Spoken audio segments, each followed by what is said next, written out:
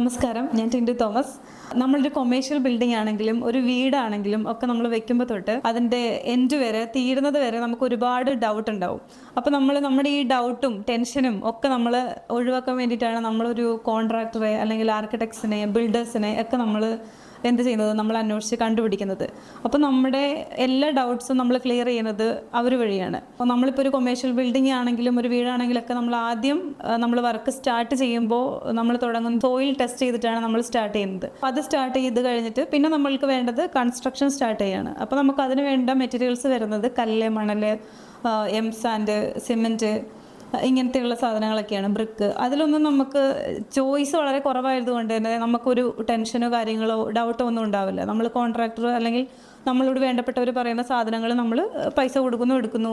അതാണ് നമ്മൾ ചെയ്യുന്നത്. പിന്നീട് നമ്മൾ ഈ എക്സ്റ്റീരിയർ വർക്കിൽ നിന്ന് ഇൻറ്റീരിയറിലേക്ക് കടക്കുമ്പോഴാണ് നമ്മൾക്ക് ടെൻഷനും കാര്യങ്ങളെല്ലാം വരുന്നത്. കാരണം അവിടെ നമുക്ക് ഒരുപാട് ചോയ്സ് ഉണ്ട്. കളർ കോമ്പിനേഷൻ നമ്മൾ സെലക്ട് ചെയ്യണം, അതിൻ്റെ ക്വാളിറ്റി ഉറപ്പ് വരുത്തണം, റേറ്റ് നമുക്ക് ഇവർ കോൺട്രാക്ടർ തരുന്നതോ അല്ലെങ്കിൽ ആർക്കിടെക്ട്സ് പറയുന്ന മെറ്റീരിയലിൻ്റെ ക്വാളിറ്റി.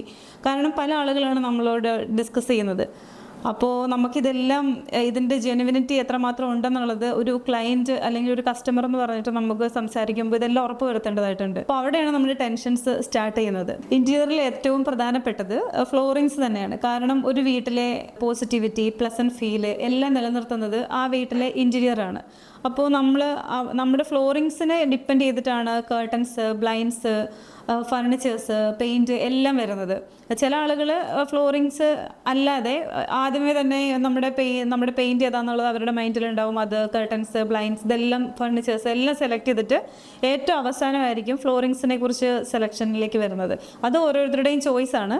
അപ്പോൾ നമ്മുടെ ഇൻറ്റീരിയറിൽ ഏറ്റവും പ്രധാനപ്പെട്ടത് എൻ്റെ ഒരു അഭിപ്രായത്തിൽ ഫ്ലോറിങ്സ് ആണ്. കാരണം ഫ്ലോറിങ്സിനെ ഡിപ്പെൻഡ് ചെയ്തിട്ടാണ് ബാക്കി എല്ലാ കാര്യങ്ങളും നമ്മളുടെ വീട് കൊമേഴ്ഷ്യൽ ആയാലും വീടായാലൊക്കെ വരുന്നത്.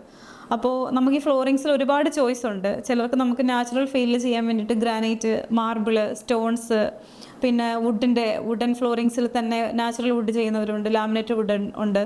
പിന്നെ ഏറ്റവും പ്രധാനപ്പെട്ട ഇപ്പോൾ നമുക്ക് ഫ്ലോറിങ്സ് എന്ന് പറയുമ്പോൾ തന്നെ നമ്മൾ ടൈൽസിനെ കുറിച്ചാണ് ചിന്തിക്കുന്നത്. അപ്പോൾ വിട്രിഫൈഡ് ടൈൽസ്, സെറാമിക് ടൈൽസ്, അങ്ങനെ ഇത്രയും ഓപ്ഷൻസാണ് നമുക്ക് ഫ്ലോറിങ്സിൽ വരുന്നത്. അപ്പോൾ നമുക്ക് ഇതിൻ്റെ അകത്ത് ഓരോന്നായിട്ട് ഇപ്പോൾ tiles, granite, marble, stones, laminate wooden flooring, അത് അങ്ങനെ 1 by 1 ആയിട്ട് നമുക്ക് ഇനി വരുന്ന ഓരോ സെഗ്മെൻറ്റിലും നമുക്ക് കാണാം.